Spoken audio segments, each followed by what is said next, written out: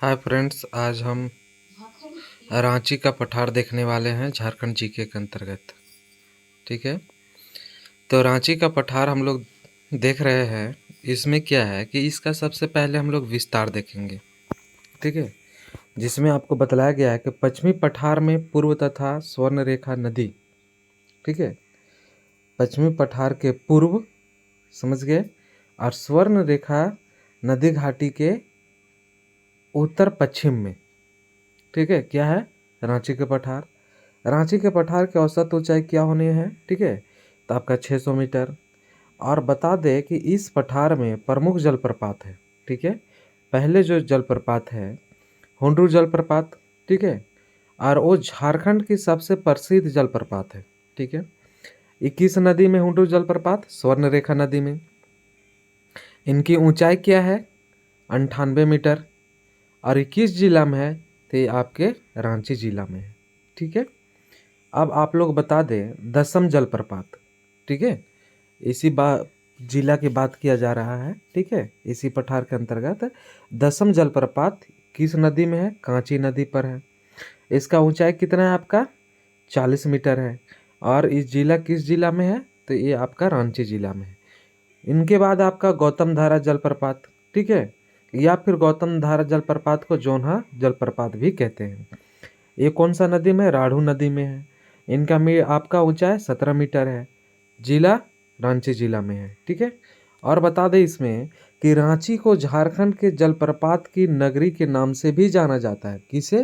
रांची को झारखंड के जलप्रपातों की नगरी से भी जाना जाता है। ठीक है, चलिए अब आगे देखते हैं। देखिए, अगला पठार हम लोग का हजारीबाग पठार। ठीक है, हजारीबाग पठार हम लोग देखने वाले हैं। हजारीबाग पठार में बताया जा रहा है कि इसका 2 पठार है। उच्च आपका हजारीबाग पठार और निम्न हजारीबाग पठार। ठीक है, इसमें बताया जा रहा है कि उच्च हजारीबाग पठार जो है, ठीक है, क्या औसत ऊंचाई इसका 600 मीटर है। इनका विस्तार किधर है? पूर्वी चतरा में, हजारीबाग, धनबाद, बोकारो और दक्षिणी गिरिडीह में। ठीक है, और निम्न हजारीबाग पठार का आपका औसत ऊंचाई है 450 मीटर। और इसका विस्तार है चतरा, कोडरमा, उत्तरी हजारीबाग और उत्तरी गिरिडीह और पश्चिमी देवघर, है ना। और इसे हम लोग कहते हैं बाई। ठीक है, इसे कहते हैं बाई पठार कहते हैं। ठीक है, बाई पठार। अब आप लोग को बता दें, कहता क्या है कि आपका हजारीबाग पठार एवं रांची पठार, क्या है? हजारीबाग पठार एवं रांची पठार एक ही भाग थे। ठीक है, क्या है? एक ही भाग थे, परंतु दामोदर नदी की भ्रंश घाटी इसे क्या है? पृथक करता है। ठीक है, अभी हम लोग देखे रांची के पठार और अभी हम लोग देख रहे हैं हजारीबाग पठार। ठीक है, दोनों पठार एक ही लाट में था, एक ही ए में था। ठीक है, पर इस दोनों पठार को अलग कौन करता है? भ्रंश घाटी अलग करता है। ठीक है, जैसे आप लोग इसमें देख पा रहे होंगे फिगर में, ये वाला फिगर में। ठीक है, ये वाला फिगर में कि आपका एक क्या था? सीधा इस तरह से था, और ये आपका जो धस के ऐसे होता है, और एक जो दामोदर घाटी इसमें हो जाता है, और एक साइड हो जाता है आपका, है ना, इसको ब्लॉक पर्वत कहते हैं। एक साइड हो जाता है आपका हजारीबाग पठार और एक साइड हो जाता है आपका रांची की पठार। तो इस तरह से हम लोग का यहाँ पर सब अलग अलग होता है ना। तो आप लोग को बता दें कि अब हम लोग चौथा देखने वाले हैं राजमहल पहाड़ी एवं नदी घाटी क्षेत्र। क्या है?